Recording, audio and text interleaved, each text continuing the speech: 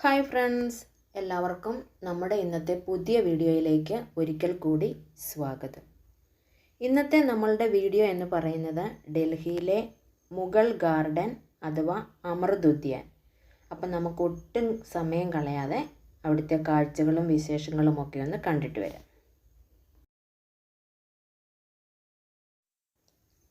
Mughal garden എന്നായിരുന്നു ഇതിൻ്റെ പഴയ പേര്. രാഷ്ട്രപതി ഭവനോട് തൊട്ട് ബാക്കിലായിട്ടാണ് ഇത് സ്ഥിതി ചെയ്യുന്നത്. രാഷ്ട്രപതി ഭവനിലെ മുഗൾ ഗാർഡൻ എന്ന പേര് സ്വാതന്ത്ര്യദിനത്തിൻ്റെ 75ാം വർഷത്തോടനുബന്ധിച്ചിട്ടാണ് ഇത് അമൃത് ഉദ്യാൻ എന്ന പേരിലേക്ക് മാറിയത്.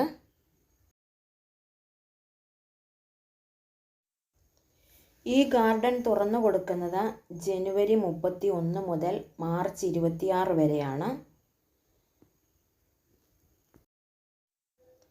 ഇവിടെയുള്ള ഓരോ ചെടികളുടെയും വിശദാംശങ്ങൾ അറിയുവാനായിട്ട് അതിൽ QR കോഡും സജ്ജീകരിച്ചിട്ടുണ്ട്. ജമ്മു കാശ്മീരിലെ മുഗൾ ഗാർഡൻ്റെ പ്രചോദനം ഉൾക്കൊണ്ടാണ് രാഷ്ട്രപതി ഭവനിലും 1917 എഡ്വിൻ ലെറ്റിയൻസ് എന്ന ചക്രവർത്തി ഈ മുഗൾ ഗാർഡന് രൂപകൽപ്പന നൽകിയത്.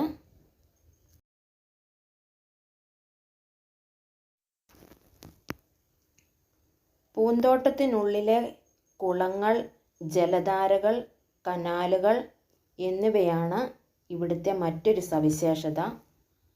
പൂക്കളുടെ വർണ്ണവൈവിധ്യമാർന്ന കാഴ്ചകളാണ് നമുക്കിവിടെ കാണാനായിട്ട് പറ്റുന്നത്.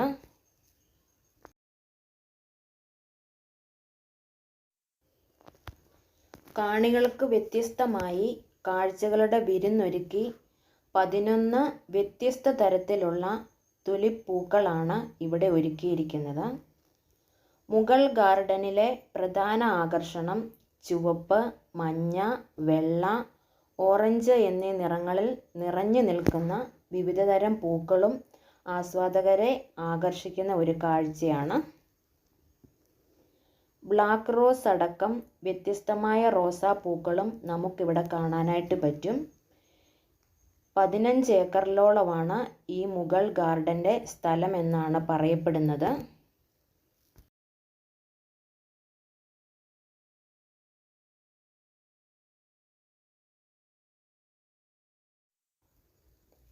ഇന്ത്യയിലെ ഏറ്റവും മൂല്യമേറിയ രാഷ്ട്രപതി ഭവനിൻ്റെ സ്വതന്ത്ര വിസ്മയമായിട്ടാണ് ഇതിനെ കണക്കാക്കുന്നത്.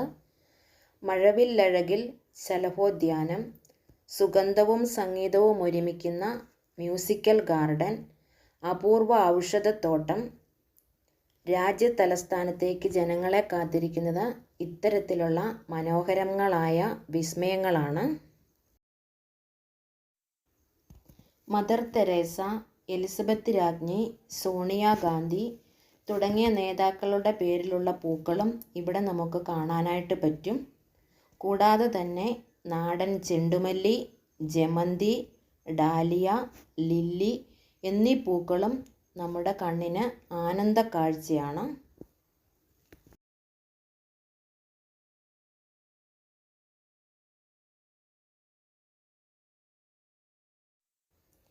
എല്ലാ വർഷവും ജനുവരി 31 മുതൽ മാർച്ച് 26 വരെയാണ് ഇത് ജനങ്ങൾക്കായിട്ട് തുറന്നു കൊടുക്കുന്നത്.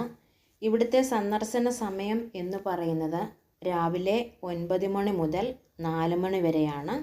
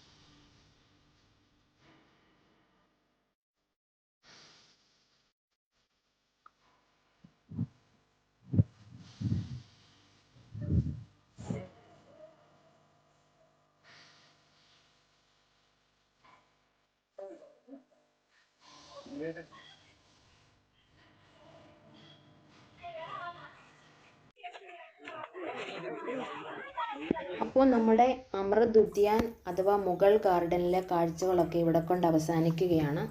നിങ്ങൾക്കെല്ലാവർക്കും ഈ വീഡിയോ ഇഷ്ടപ്പെട്ടു എന്ന് ഞാൻ വിചാരിക്കുന്നു.